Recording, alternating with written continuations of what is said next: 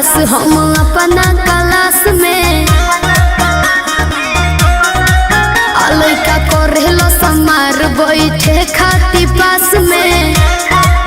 बाबू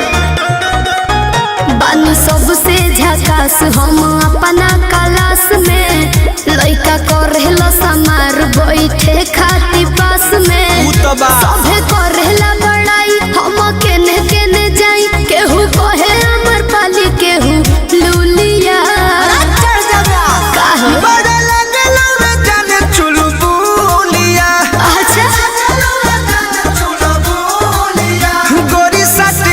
पढ़े जब जानू स्कूलिया पढ़े जब जानू स्कूलिया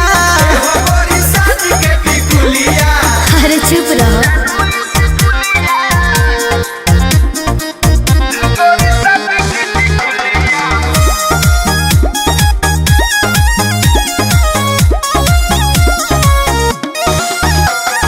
ट्यूशन में मिशन लही कन के हमारा बतावे के घड़ी में सभे देखेला समय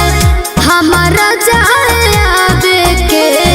ये हमरा सब बुझाते है बाबू तो का पूछता ए धन ओठ पर लगा के ओठल लिया तो चले लू हिरनी वाला चलिया ऐसा न बता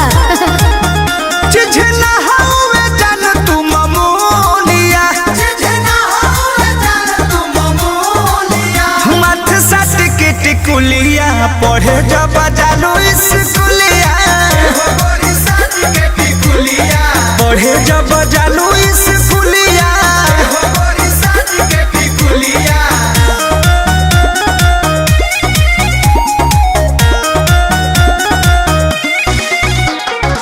म्यूजिक बाय आर्या शर्मा अरे फेरा में हमारा लागल बाड़े और मध विशाल हो सोनू सुधा कर डेरा पर पूछस हाल चाल हो पप्पू पिंटू लागल बड़े बाबू तो का करी बाए कह के निकल जालू हंस के जीवी रह जाला भीतर तरस के हमसे मजा ले ले सखी तोहर जूलिया हे गोरी साट के टिकुलिया पढ़े जा